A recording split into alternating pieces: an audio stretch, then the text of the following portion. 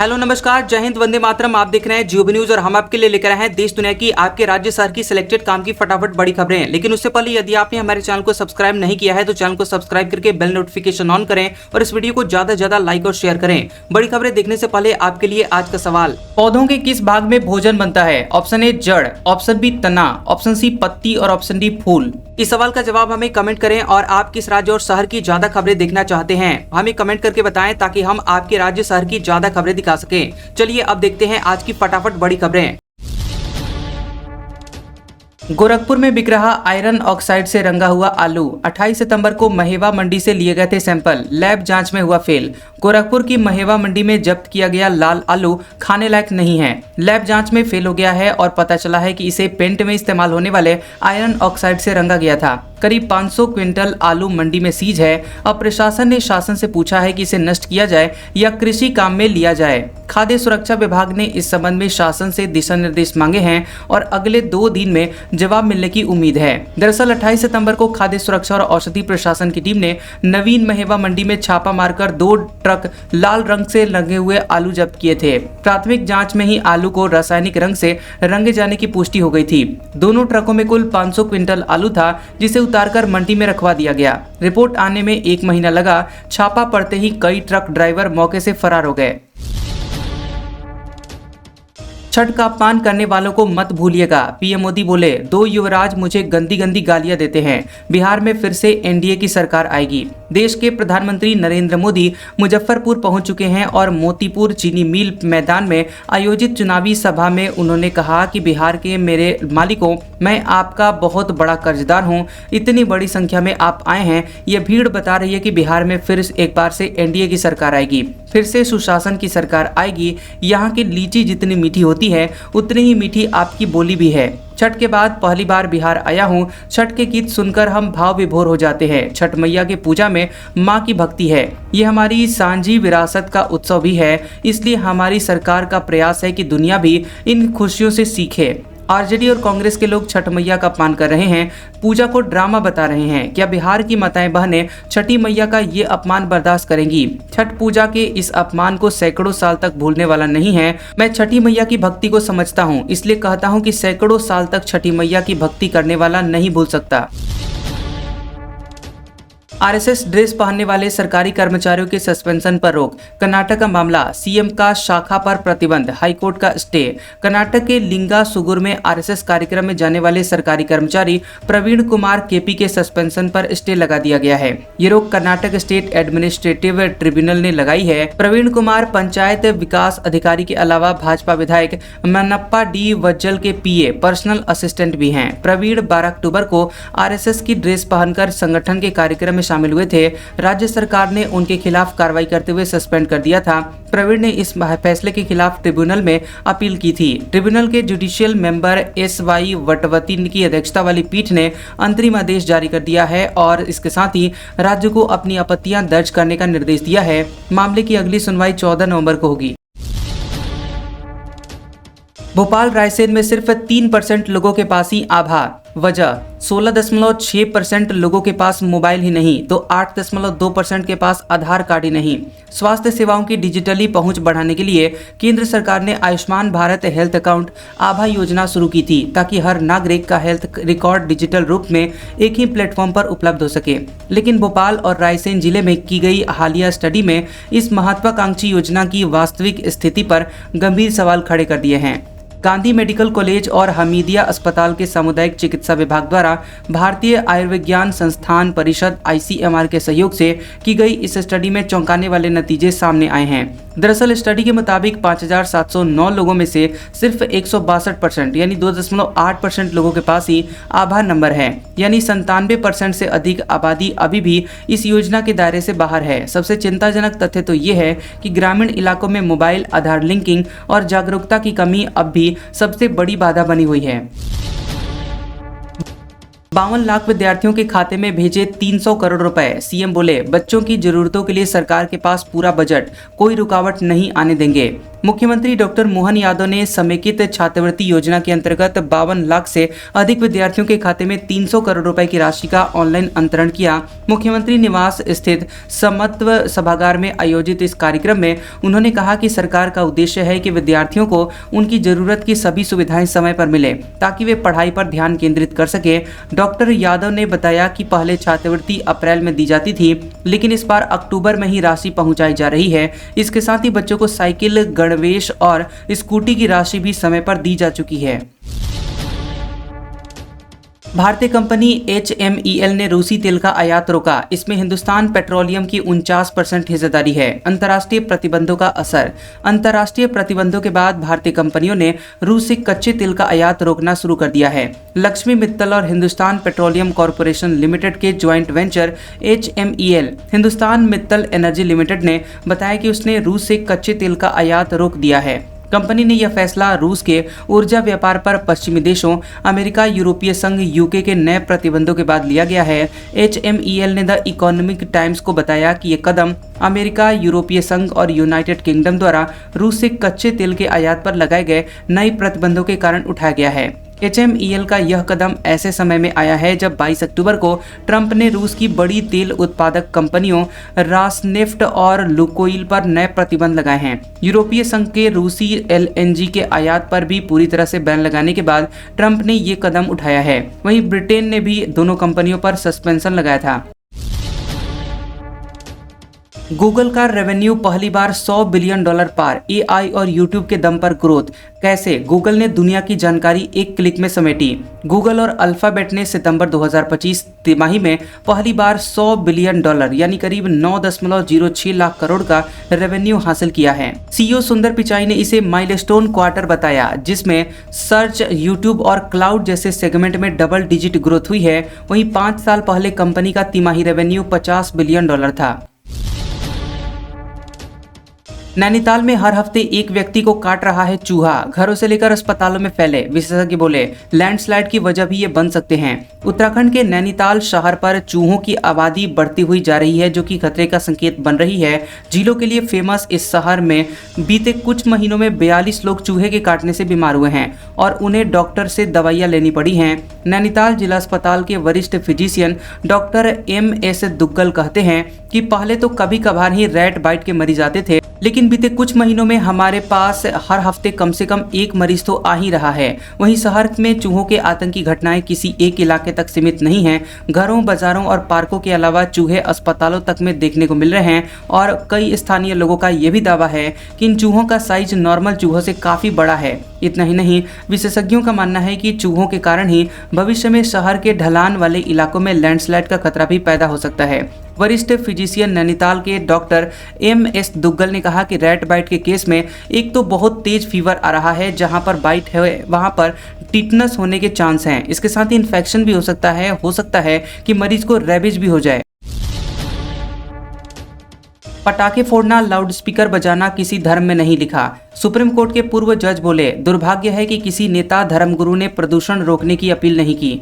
कोई भी धर्म पर्यावरण को बर्बाद करने, जीव जंतुओं को नुकसान पहुंचाने की इजाजत नहीं देता। पटाखे फोड़ना और लाउडस्पीकर बजाना अनिवार्य धार्मिक प्रथाएं नहीं हैं। दुर्भाग्य की बात तो यह है कि किसी भी राजनेता ने जनता से त्योहार मनाते समय प्रदूषण न फैलाने और पर्यावरण को नष्ट न करने की अपील की है। ऐसा लगता है कि राजनीतिक वर्ग इस कर्तव्य को नहीं जानता या इसे लेकर सजग नहीं है। कुछ अपवाद छोड़ दिया जाए तो यही बात हमारे धर्मगुरुओं के बारे में भी सच है। यह बात सुप्रीम कोर्ट के रिटायर्ड जज जस्टिस अभय S ओक ने 29 अक्टूबर को सुप्रीम कोर्ट बार एसोसिएशन की लेक्चर सीरीज के दौरान कही है। ये clean air, climate justice and we together for a sustainable future विषय पर व्याख्यान दे रहे थे।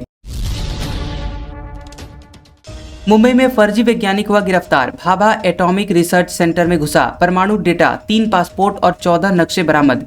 बता दें कि मुंबई पुलिस ने वर्सोवा से 60 साल के फर्जी वैज्ञानिक अख्तर कुतुबुद्दीन हुसैन को गिरफ्तार किया है। वो खुद को भाभा एटॉमिक रिसर्च सेंटर का अधिकारी बताता था और BARC में घुस चुका है। अख्तर के पास से 14 मैप, परमाणु ब्लूप्रिंट और 3 पासपोर्ट बरामद हुए हैं, जिनका इस्तेमाल उसने कई बार विदेश यात्राओं के लिए किया था। शक है कि ये यात्राएं जासूसी या गोपनीय जानकारी के लेन देन से जुड़ी हुई हैं। अख्तर को अधिकारी पिछले 2 साल से ट्रैक कर रहे थे। क्राइम ब्रांच ने उसे NIA और IB की सूचना पर पकड़ा। घर की तलाशी के दौरान पुलिस को फर्जी पासपोर्ट, आधार, पैन कार्ड और BARC के नकली ID कार्ड मिले हैं। एक पहचान पत्र पर नाम अली रजा हुसैन तो दूसरे पर अलेक्जेंडर पामर लिखा था। पुलिस जांच में पता चला कि हुसैनी ने पिछले कुछ महीनों में कई अंतर्राष्ट्रीय कॉल्स भी किए थे। चक्रवात मोन्था कमजोर पड़ा, लेकिन नेपाल तक असर। यूपी बिहार में बारिश, MP में तेज हवाओं से तापमान गिरा। आंध्र प्रदेश में 3 लोगों की जानें गई। चक्रवात मोन्था लगातार कमजोर हो रहा है, लेकिन इसका असर कई राज्यों में देखा जा रहा है। मध्य प्रदेश, राजस्थान, उत्तर प्रदेश और बिहार में भी बारिश जारी है और यूपी के लखनऊ, कानपुर समेत 15 शहरों में बारिश हो रही है। काशी में बारिश से जल भरा हो गया है और मध्य प्रदेश के कई जिलों में बारिश हुई है। वहीं भोपाल, इंदौर, उज्जैन में तेज हवा चली। इससे तापमान में कमी आई है। उज्जैन में तापमान 23 डिग्री पहुंच गया है।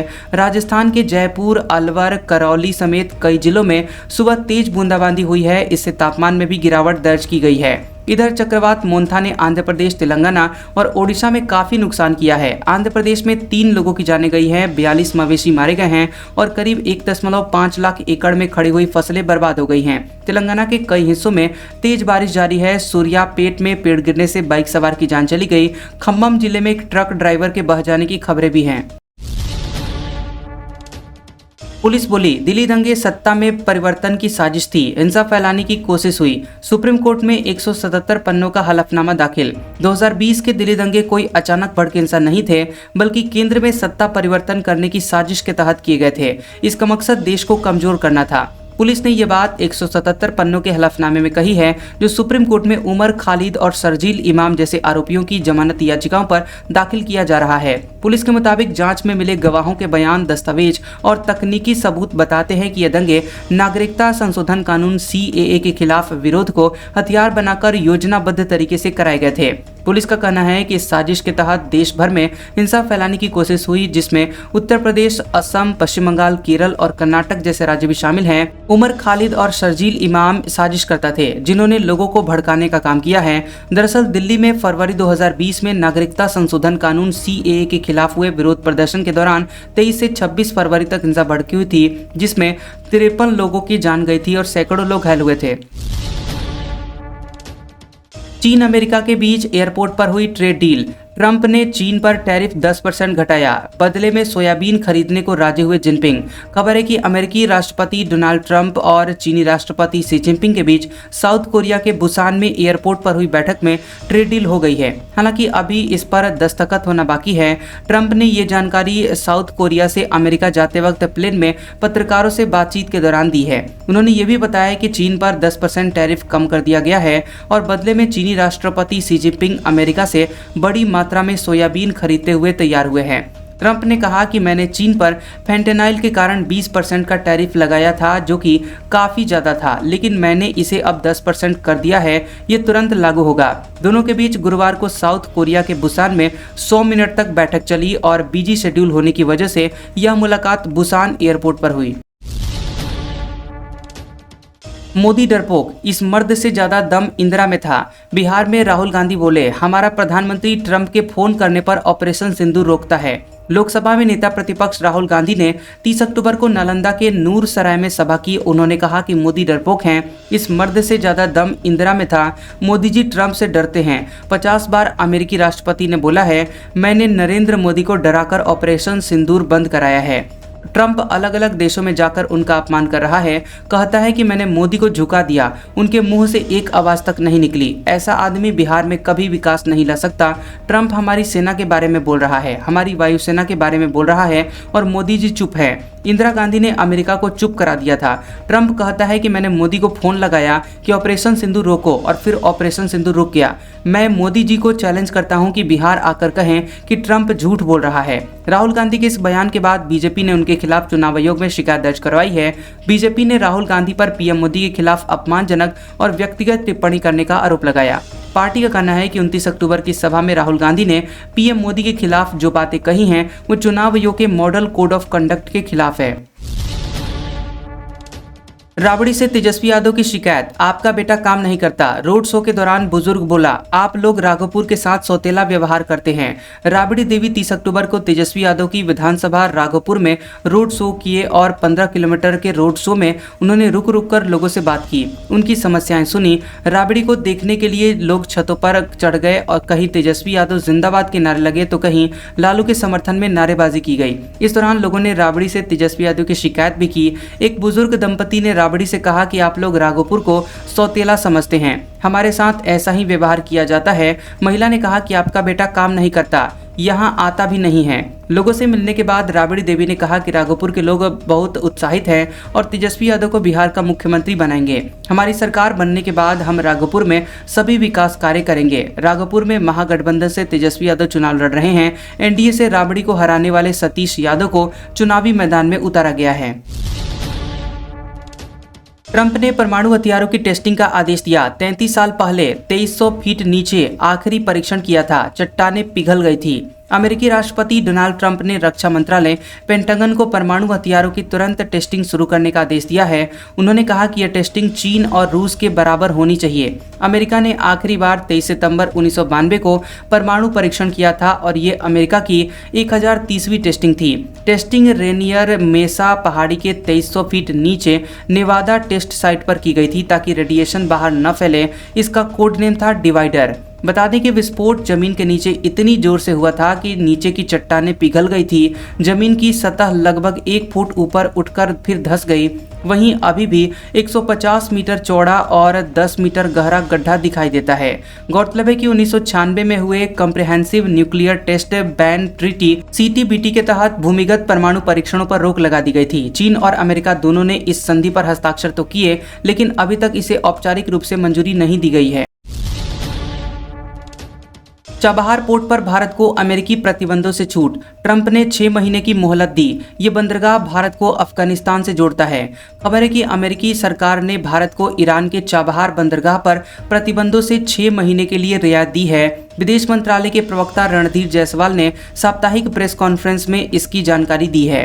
बता दें कि इससे पहले अमेरिका ने कहा था कि वो 29 सितंबर से इस बंदरगाह को चलाने, पैसे देने या फिर उससे जुड़े हुए किसी काम में शामिल कंपनियों पर जुर्माना लगाएगा। हालांकि बाद में इस छूट को बढ़ा करके 27 अक्टूबर कर दिया गया था, जिसकी मियाद 3 दिन पहले खत्म हुई थी। अब इसे 6 महीने के लिए बढ़ा दिया गया है। भारत ने 2024 में चाबहार को 10 साल के लिए लीज पर लिया है और इसके तहत भारत यहां $120 मिलियन निवेश करेगा और $250 मिलियन का क्रेडिट लाइन यानी सस्ता कर्ज देगा।